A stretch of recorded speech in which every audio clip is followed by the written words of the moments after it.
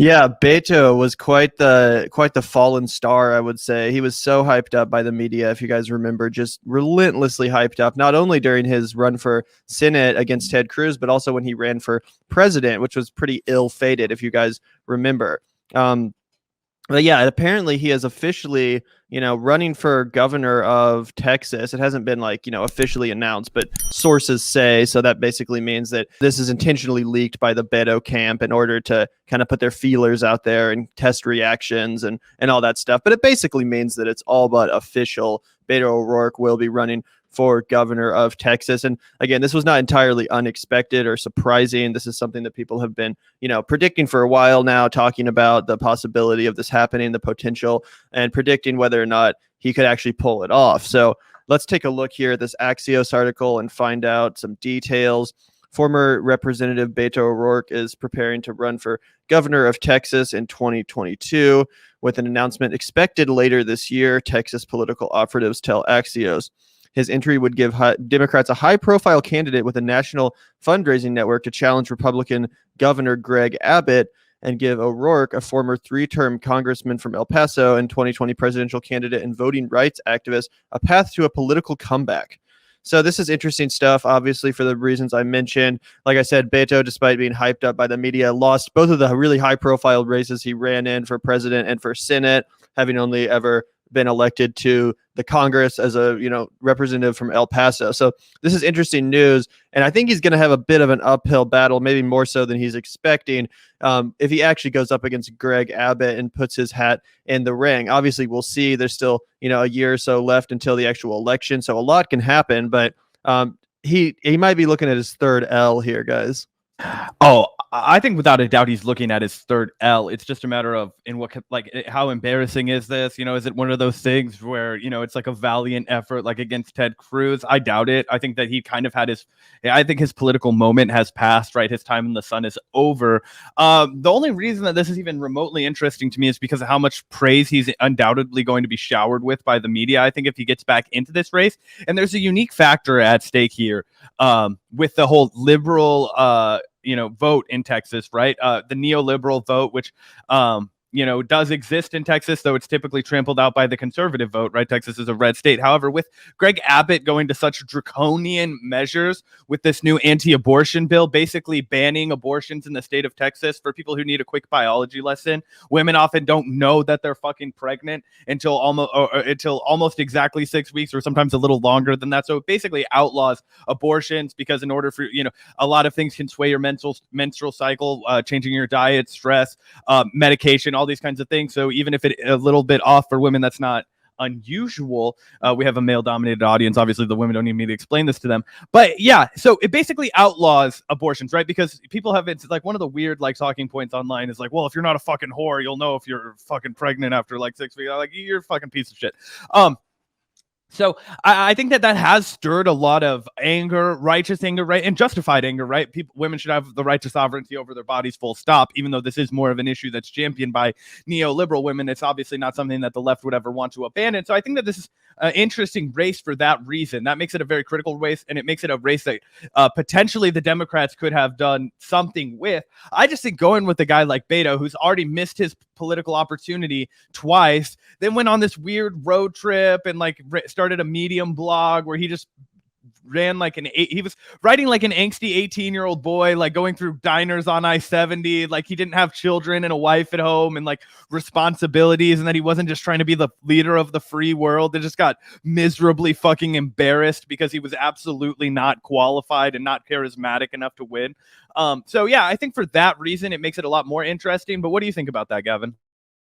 Yeah, I think everything you said there is absolutely accurate. And if he does win, then it probably will be because of either, another resurgence of COVID, which Greg Abbott handles miserably, or because of the abortion bill, which, is absolutely odious and which may, in fact, galvanize the Democratic electorate to actually elect a Democrat in the state of Texas. But I think an even more interesting aspect of this, and something that he's going to be battling pretty hardcore this entire election, is if you guys remember when he was running for president, towards the end, when it was becoming obvious that he was not going to be viable, he started really desperately trying to, be in the news, have his own issue. And if you guys remember, the issue he decided to cling to was, I'm going to take your fucking guns.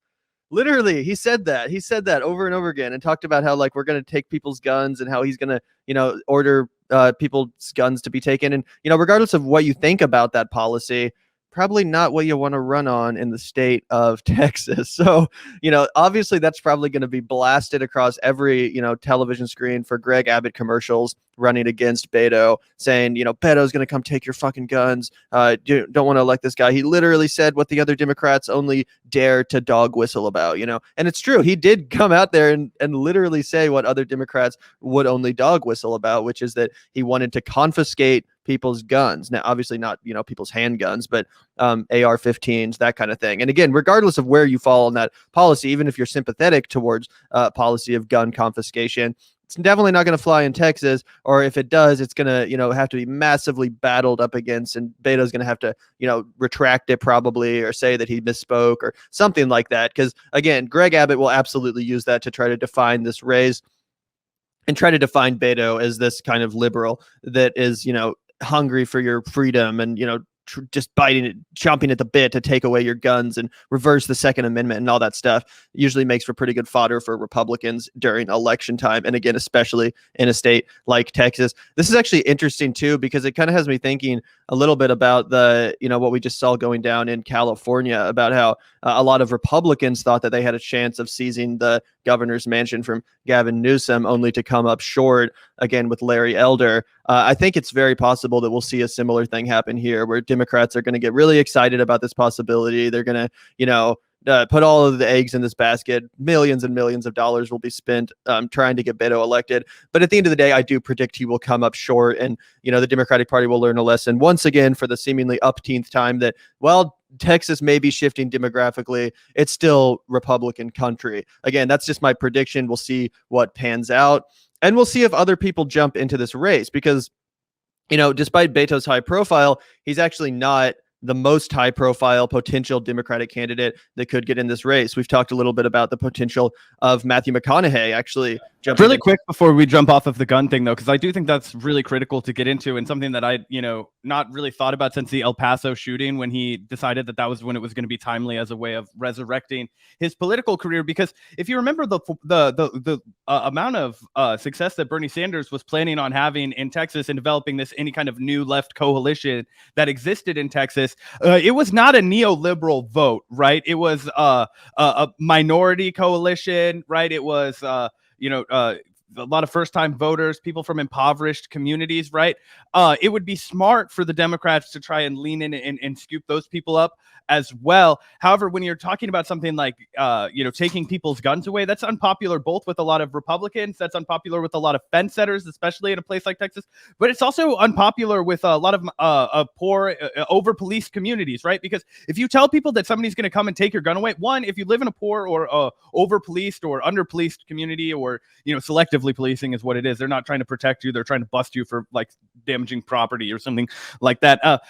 Essentially what it does is, one, you rely on yourself for your personal safety, you rely on your family for personal safety. So I know a lot of people that, are not, white rednecks that are like, fuck that, I'm never giving up my gun. I have to protect myself and I have to protect my family. And a lot of times that is a mentality that is brought upon unsafe places like impoverished, low income Black and brown community. So it repels those people who should be, jumping at the opportunity to get Greg Abbott out of office. It's just completely politically suicidal from all angles. There is the small sliver of people that will sell with, and that is like the suburbanite Dallas Fort Worth metropolis area, and perhaps again in like a Houston suburban area. But that's just never going to be enough to win the state of Texas. So Austin.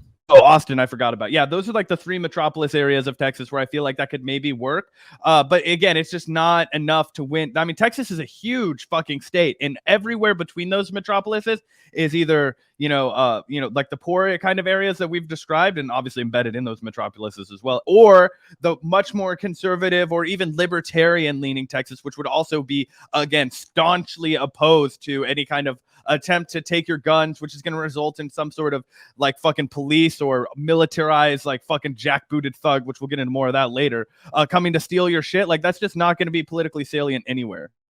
Yeah, exactly. And like you were saying, it's not just like diehard Republicans in Texas that feel this way. I even know some people from Texas that are Democrat voters, but still very much so embody that don't mess with Texas. I have a gun, I drink whiskey kind of a vibe. Like, just to be honest, that is very much so a thing in Texas. People love their guns there, and they're not going to want to hear some fucking Beto O'Rourke candidate talking about taking them. So I think it's definitely going to really hurt him in this race. And if he's able to overcome it, then that will be crazy. Because again, just something that most Democrats won't even actually say, he said. But yeah, let's get into this a little bit, because Matthew McConaughey is the other high profile potential Democratic candidate that could jump into this race. And apparently he's actually polling significantly better than Beto is right now in this hypothetical matchup. If you take a look down here, it says that in this poll, there's a recent poll out from Dallas Morning News, University of Texas, that says in this poll, 44% of respondents said they would vote for McConaughey over Greg Abbott in a hypothetical matchup, compared to 35% who would vote for Abbott. So Matthew McConaughey is currently beating out Greg Abbott in a hypothetical matchup, but comparatively, 37% of respondents said they would vote for O'Rourke, and Abbott would win with 42% of the vote, according to that same poll. So Beto's at like a 5% deficit already before the race even begins. McConaughey is at about a 5% advantage before the race even begins. So that's a little bit of an interesting dynamic to take a look at. Obviously, though, it needs to be pointed out that, Beto O'Rourke has defined himself politically up to this point. Matthew McConaughey has not. Most people don't really know what Matthew McConaughey stands for all that much. I think about the edgiest political stance he's taken is that he's like in favor of wearing masks. So, basic shit. He hasn't really done any interviews about policy. He hasn't really aligned himself with any particular faction of the Democratic Party. He's very undefined politically. So were he to jump into this race, start opening his mouth, start answering hard questions and having to respond to, serious substantive issue based questions, that lead definitely could fall apart. Because again, I would say this 44% probably is more reflective of just your average person's perception of Matthew McConaughey as he is, a movie star, charismatic guy, handsome guy, etc. Big fan of the Longhorns, all that stuff.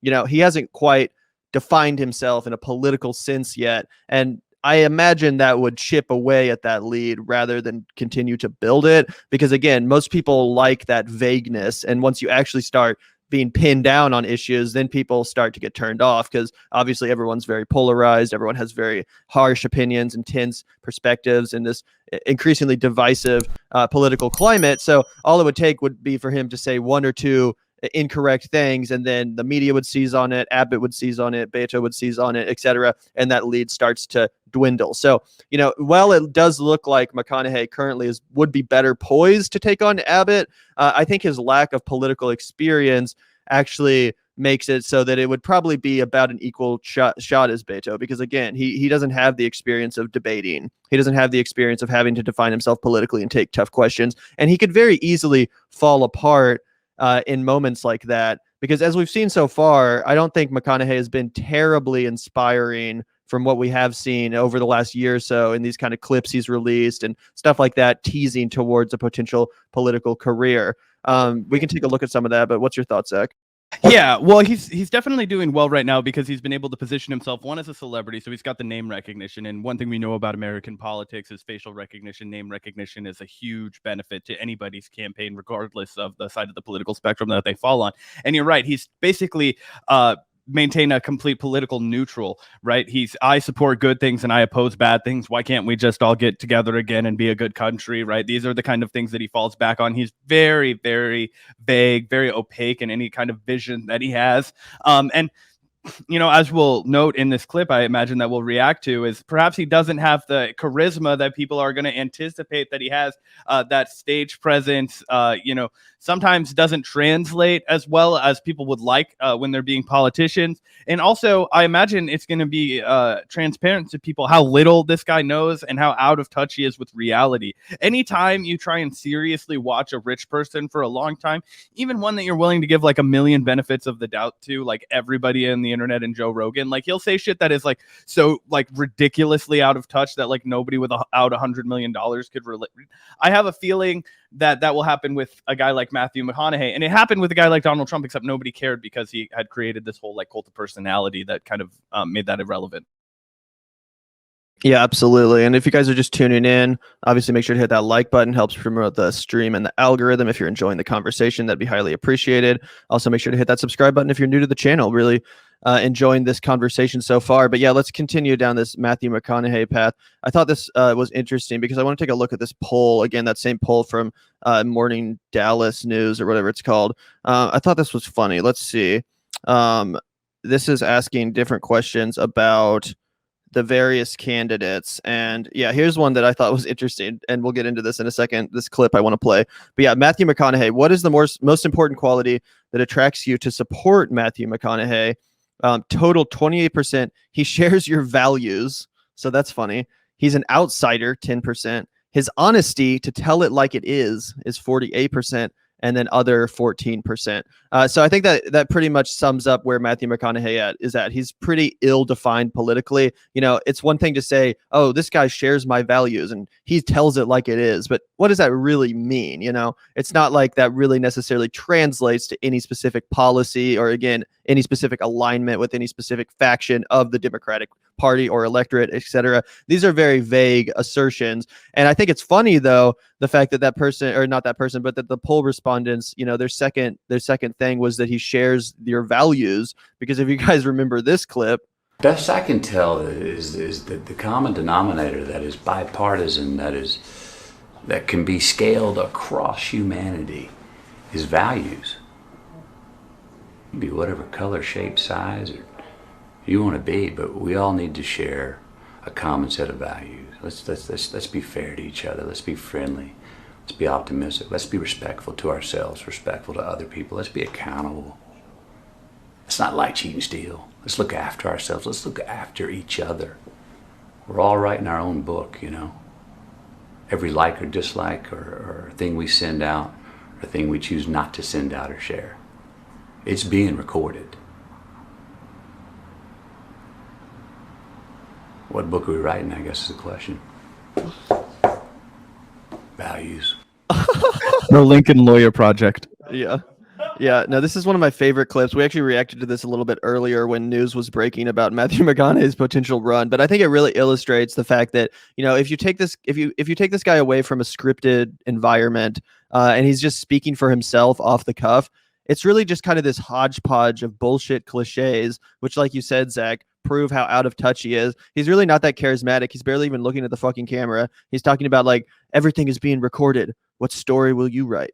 We got to share our values. It's like, what the fuck are you even talking about, bro? I don't know if this actually appeals to anyone, but in my opinion, this is not the kind of charisma, the kind of magic you would need to triumph in the state of Texas, despite how mammothly iconic and so popular Matthew McConaughey is in Texas. This just ain't going to cut it, in my opinion. You can't just waltz into the governor's mansion, you know, with fucking cliches coming out of your mouth like this and saying nothing of substance, especially in a time like now when inequality is so high, when people are so fed up about the pandemic, when there's all these pressing political issues. For this to be the best that you can muster is just kind of weak sauce. And obviously this is not like an official piece of campaign literature or whatever. It's just some shit he put on his YouTube channel. But this is pretty representative of everything I've seen from Matthew McConaughey over the last year or so as he's molded this run for governor. Again, fairly unimpressive, fairly cringy in my opinion. Just total fucking cliches, total, you know, lack of substance from all angles. But again, I thought that was specifically funny because that poll said that 28% of people thought that he shared their values, and this clip was all about values. Use my values, your values. They're all right, all right, all right. But yeah, I mean, it's cringy, right? It's so fucking sad. If he wins, he won't win. But if he did win, it would just be such a scathing indictment of our fucking public education system and our media at large. Right.